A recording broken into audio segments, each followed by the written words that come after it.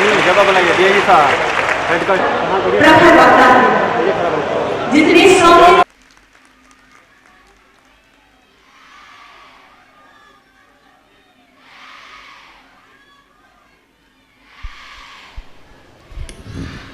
भारत माता की, भारत माता की, भारत माता की। वंदे वंदे वंदे। भाइयों बहनों, इसके साथ ही आज यहां पर तमाम परियोजनाओं का जो शिक्षा है, स्वास्थ्य है, पेयजल है, कृषि है, पर्यटन और सड़क से संबंधित परियोजनाएं हैं, इन सब के लोकार्पण और शिलान्यास का भी कार्यक्रम आज यहां पर संपन्न हुआ है। बलिया विकास की प्रक्रिया के तहत तेजी के साथ आगे बढ़ता हुआ एक प्रदेश का सीमावर्ती जनपद माना जाता है। इसके बाद बिहार की सीमा प्रारंभ हो जाती है। स्वाभाविक रूप से यहां का विकास हो, जितनी यहां पे प्रतिभा है, ऊर्जा है, जितना पोटेंशियल है, उसका भी हम लोगों ने बहुत कम उपयोग किया है। मेरा ये मानना है यहां के किसान थोड़ी और मेहनत कर लेंगे, तकनीक का उपयोग खेती किसानी के रूप में कर लेंगे, इस आमदनी को कई गुना बढ़ाया जा सकता है। यहां पर थोड़े और प्रयास होंगे, इनलैंड वाटरवे का उपयोग हो जाएगा, क्योंकि यहीं से वाराणसी का रूट भी जाता है। हल्दिया टू वाराणसी बाया बलिया होते हुए है। हमें बलिया के इस रूट का उपयोग करना चाहिए। हजारों नौजवानों को यहीं पे नौकरी और रोजगार मिल जाएगा। हजारों लोगों को यहां पे स्थानीय स्तर पर रोजगार और नौकरी मिलेगी।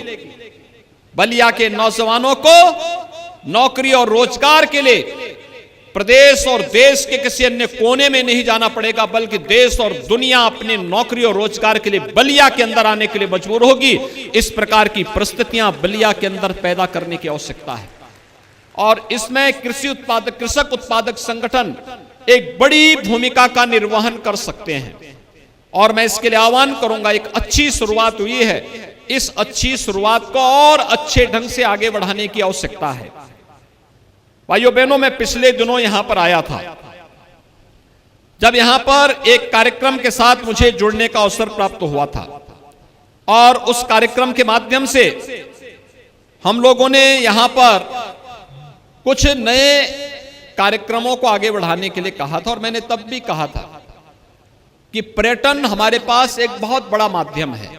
आपने इस बार काशी में देखा होगा, अकेले सावन के महीने में काशी विश्वनाथ धाम का दर्शन करने के लिए 1 करोड़ श्रद्धालु आए थे।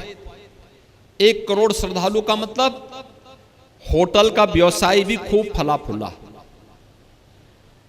टैक्सी वालों को रोजगार मिला, जितने रेस्टोरेंट थे उनको मिला, और साथ साथ जितनी भी दुकानें थी, मार्केट था, इन सबको भी मिला, गाइड को भी मिला, पंडों को भी काम मिला, हर तबके को काम मिला। वहां पर एक साथ पूरी इकोनॉमी को बल देता है पर्यटन।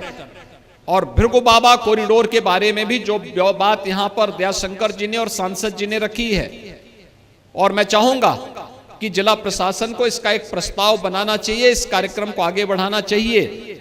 बड़ी संख्या में लोग आएंगे, पर्यटक आएंगे, इस दिशा में इस कार्यक्रम को आगे बढ़ाने में सरकार भरपूर मदद करेगी। दूसरा, स्वर्गीय चंद्रशेखर जी की जन्मभूमि इब्राहिम पट्टी में हॉस्पिटल को अच्छे ढंग से संचालित करने के लिए अभी मऊ की एक पार्टी इसको संचालन कर रही है। प्रदेश सरकार ने भी इस दिशा में उनको आगे बढ़ाने के लिए कार्य करने के लिए कहा है, लेकिन हमें इसको और अच्छे ढंग से आगे बढ़ाना चाहिए। वहां पर काफी संभावनाएं हैं और उन संभावनाओं को, डॉक्टर की संख्या बढ़ाना, शासन की और आयुष्मान भारत और मुख्यमंत्री जन आरोग्य योजना से जुड़े हुए सभी कार्यक्रमों को उसके साथ जोड़ना, और बलिया के अंदर अपना मेडिकल कॉलेज भी बने, इसके लिए भी मेडिकल कॉलेज के लिए जगह को चिन्हित करते हुए ठोस प्रस्ताव समय पर प्रदेश सरकार के पास पहुंच जाना चाहिए, जिससे इस कार्यक्रम को आगे बढ़ाने में मदद मिल सके। क्योंकि आज एक जनपद एक मेडिकल कॉलेज की तरफ हम पहुंच चुके हैं। आप अनुमान करिए, आजादी के बाद 1947 से लेकर के 2017 तक 70 वर्ष में 12 मेडिकल कॉलेज, मात्र राजकीय मेडिकल कॉलेज बन पाए थे प्रदेश में। और भाइयों बहनों, 2017 से लेकर के 2022 के बीच में विगत 5-5.5 वर्ष के अंदर हम लोग प्रदेश के अंदर 35 नए गवर्नमेंट मेडिकल कॉलेज बना रहे हैं। 35 समय पे अगर जमीन मिल गई होती तो उन 35 में से एक मेडिकल कॉलेज आपके बलिया को भी मिल गया होता, लेकिन जमीन न मिलने के कारण हमेशा बलिया उससे छिनता रहा। और मैं फिर आह्वान करूंगा, हमें टॉप प्रायोरिटी पे इसको लेना चाहिए, क्योंकि बलिया का मतलब क्यों बलिया नहीं होगा, बलिया का मतलब बलिया और आसपास के क्षेत्र के लोगों के साथ साथ बिहार के लोगों को भी उस स्वास्थ्य सुविधा का लाभ मिलेगा। और उत्तर प्रदेश को इस दिशा में अपनी नेतृत्व की भूमिका के साथ आगे आना ही चाहिए। और इस दिशा में हम इस कार्यक्रम को तेजी के साथ आगे बढ़ा सकें, इसके लिए मैं यहां के जिला प्रशासन से कहूंगा कि यहां के जनप्रतिनिधियों के साथ मिलकर के इसको हम तेजी से आगे बढ़ाने का कार्य करें।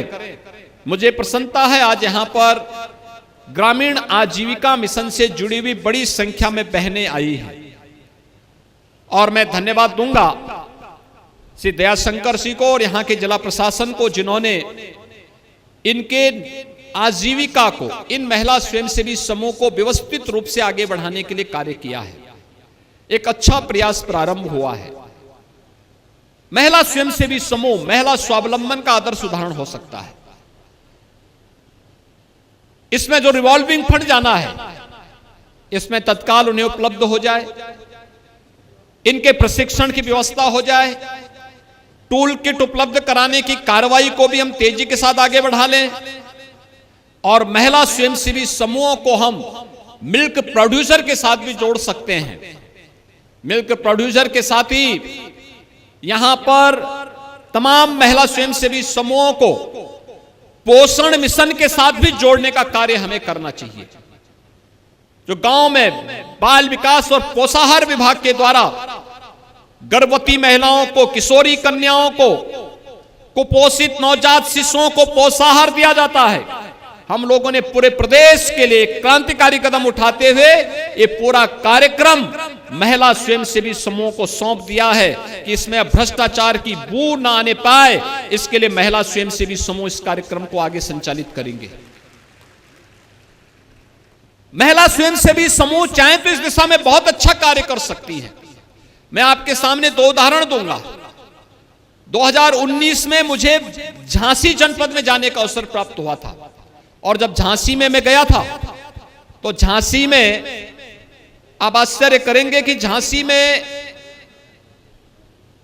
5-6 केवल महिलाएं, गांव की, एकदम गांव की महिलाएं, बुंदेलखंड की 5-6 महिलाएं आई थी, और उनके लिए उस समय एक दुग्ध उत्पादक संघ वहां पे गठित किया गया था, बेलेनी मिल्क प्रोड्यूसर के रूप में।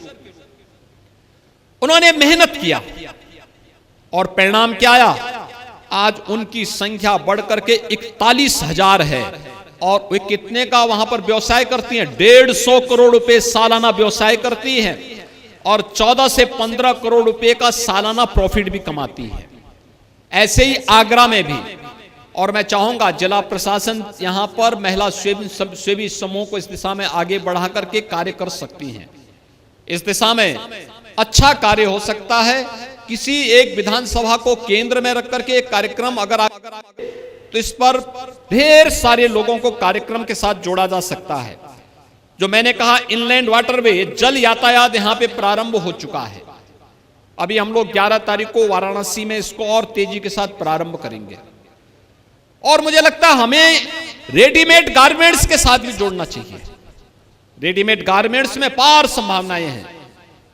गांव में महिलाएं घर गृहस्थी के कार्य के बाद जो समय बचता है, अगर सिलाई कढ़ाई का काम सीख लें, अच्छा उसमें ट्रेनिंग ले लें और उसके बाद वस्त्र बनाने का काम, रेडीमेड गारमेंट्स को बनाने का काम, उसकी पैकेजिंग ठीक हो जाए और फिर उसे हम मार्केट में देने की व्यवस्था के साथ उसे जोड़ दें, मार्केट लिंक कर लें, मेरा अनुमान है बहुत सारे लोगों की आमदनी को बढ़ाया जा सकता है और उन्हें स्वावलंबन के मार्ग पर आगे बढ़ाया जा सकता है। बलिया में जो प्रयास प्रारंभ हुआ है यह अभिनंदनीय है। मैं इसके लिए यहाँ के जनप्रतिनिधियों को, जिला प्रशासन को हृदय से धन्यवाद देता हूं। भाइयों बहनों, एक साथ मुझे नई सरकार के गठन होने के बाद, यानी दूसरी बार मुझे प्रदेश के अंदर मुख्यमंत्री के रूप में शपथ लेने के बाद तीसरी चौथी बार बलिया के अंदर आने का सौभाग्य प्राप्त हुआ। और बलिया आना मेरे लिए महत्वपूर्ण इसलिए भी है क्योंकि सबसे कोने का जनपद है, अक्सर छूट जाता था, लेकिन अब कम से कम मुझे लोग ये नहीं कहेंगे कि मैं बलिया नहीं आया। यद्यपि आप लोगों ने कभी शिकायत नहीं की, लेकिन फिर भी मैं आप सबको आश्वस्त करता हूं, बलिया के विकास के लिए हम पूरी प्रतिबद्धता के साथ कार्य करेंगे। बलिया के विकास से जुड़ी हुई कोई परियोजना लंबित नहीं रहने पाएगी। डबल इंजन की सरकार प्रधानमंत्री मोदी जी के नेतृत्व और मार्गदर्शन में पूरी मजबूती के साथ जनता के हितों के लिए कार्य करने के लिए प्रतिबद्ध है।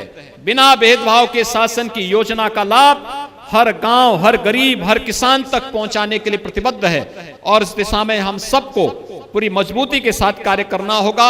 हम सब बलिया के विकास के साथ जुड़ने के लिए आज यहां पर एकत्र हुए हैं। मैं इन्हीं शब्दों के साथ एक बार फिर से जननायक चंद्रशेखर जी की इस भव्य प्रतिमा के अनावरण कार्यक्रम के अवसर पर, यहां के विकास की परियोजनाओं के लोकार्पण और शिलान्यास कार्यक्रम के अवसर पर महिला आजीविका मिशन से जुड़ी हुई बहनों को टूल किट, उनके प्रशिक्षण और टूल किट उपलब्ध करवाने और इस कार्यक्रम की सफलतापूर्वक आगे बढ़ाने के लिए पूरे बलिया वासियों को हृदय से बधाई देता हूं। आप सबका अभिनंदन करता हूं। धन्यवाद। जय हिंद।